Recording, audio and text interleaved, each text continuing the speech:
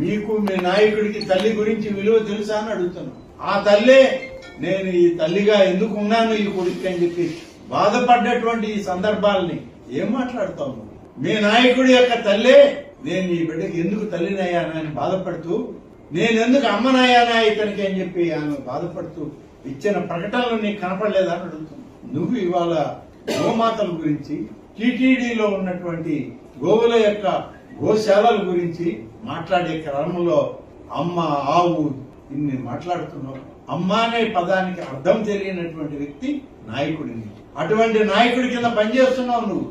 ఎప్పటికైనా బుద్ధి తెచ్చుకో. నీ పాలనంతా ఎలా జరిగిందో తెలుసు అందరికీ. ఎన్ని వ్యవస్థలు కుప్పకూలాయో తిరుమల తిరుపతి దేవస్థానం, ఎంత అవినీతిని మూట కట్టుకుని పోయావో, ఎన్ని అపచారాలు మూట కట్టుకుని పోయావో. ఇవాళ ఆ దేవదేవుని యొక్క శాపాలు నీకే కాదు మీ బిడ్డలకు కూడా తగిలాయి. ఇంకా నీకు బుద్ధి రాలేదని అంటే ఇక ఆ భగవంతుడు కూడా నిన్ను రక్షించడు.